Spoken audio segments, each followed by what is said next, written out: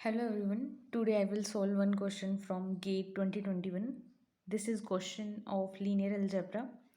Question is, let R be the row reduced echelon form of 4 cross 4 real matrix and the third column of R be this. Consider the following statements. P statement is, if this vector is solution of Ax is equal to 0, then gamma is equal to 0. For all B belongs to R4, rank of A augmented B is equal to rank of R augmented B. और हमें ये देखना है कि कौन P और Q statement से कौन सी ट्रू है और कौन सी फॉल्स स्टेटमेंट है. इस क्वेश्चन में एक मैट्रिक्स के रो रिड्यूस्ड echelon फॉर्म की बात की गई है. तो सबसे पहले हम ये देखते हैं कि किसी मैट्रिक्स की रो रिड्यूस्ड echelon फॉर्म क्या होती है. So it satisfy pretty three properties.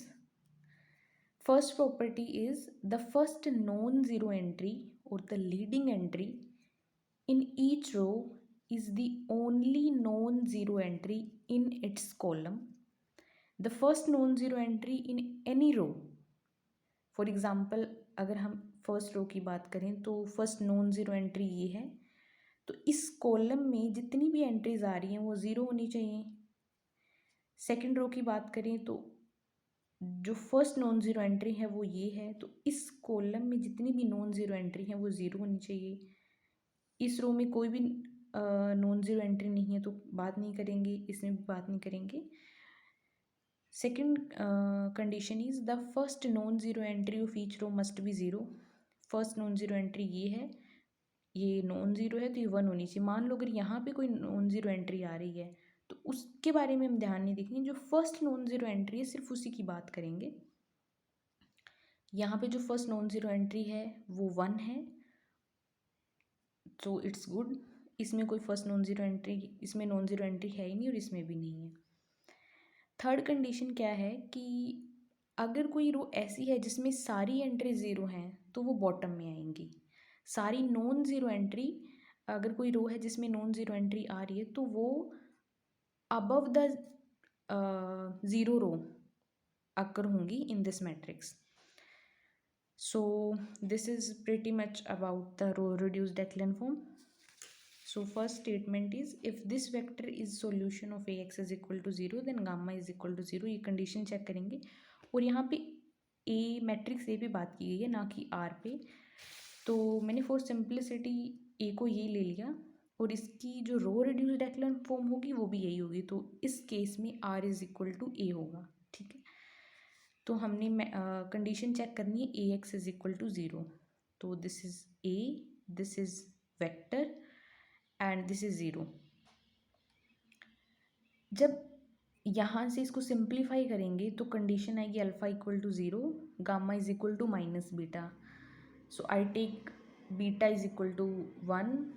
So for that gamma is equal to minus one, alpha is equal to zero. जो अब ये वेक्टर बना है ये ए X is equal to zero को सेटिस्फाई कर रहा है, बट इस केस में गामा माइनस वन आ रहा है तो ये कंडीशन को सेटिस्फाई नहीं कर रहा. सो हमारे केस में ए एक्स इक्वल टू ज़ीरो तो आ रहा है बट गामा ज़ीरो नहीं आ रहा. तो इसका मतलब क्या हुआ कि जो पी स्टेटमेंट है वो फॉल्स है. ठीक है, अब सेकंड स्टेटमेंट जो है उसमें क्या कहा गया है, rank of A augmented B is equal to rank of R augmented B होगा. तो अगेन मैं, क्योंकि अब ये कहा गया कि जो आर आपकी जो भी मैट्रिक्स बनेगी, जो रो रिड्यूस्ड echelon फॉर्म होगी, उसका जो थर्ड कॉलम है वो यही होना चाहिए. तो मैंने क्या किया, इसका आर को सबसे पहले बनाया और उसका थर्ड कॉलम ये रख दिया. तो अब मुझे पता है कि रो रिड्यूस्ड echelon फॉर्म की क्या क्या कंडीशंस होती हैं, तो उसके अकॉर्डिंग मैंने आर को सबसे पहले फॉर्म कर लिया. ठीक है, तो सबसे पहले चेक करते हैं क्या ये रो रिड्यूस्ड echelon फॉर्म है. तो फर्स्ट रो में जो पहली नॉन ज़ीरो एंट्री है वो वन है और उस कॉलम में जितनी भी एंट्री हैं वो सारी ज़ीरो हैं. सेकंड रो में पहली नॉन ज़ीरो एंट्री वन है और उस रो में जितनी, उस कॉलम में जितनी भी एंट्रीज हैं वो ज़ीरो हैं. थर्ड, और जितनी भी ज़ीरो रोज़ हैं वो बॉटम में लाई कर रही हैं. तो इसका मतलब ये रो रिड्यूस्ड echelon फॉर्म भी है, इसका थर्ड कॉलम ये भी है, तो ये कंडीशन को सेटिस्फाई कर रही हैं. अब इस रो रिड्यूस्ड echelon फॉर्म की हेल्प से मैंने ए को बनाया. इस पे रो ऑपरेशंस लगाते जाओ हमें ए मिल जाएगा. तो मैंने क्या ऑपरेशन लगाया, मैंने R4 में R1 को ऐड कर दिया तो ये मुझे A ऑब्टेन हो गया, ठीक है। अब मुझे एक B चूज़ करना है, हमें ये condition for any B check करनी है, तो मैं पर्टिकुलर एक B ले लूँगी।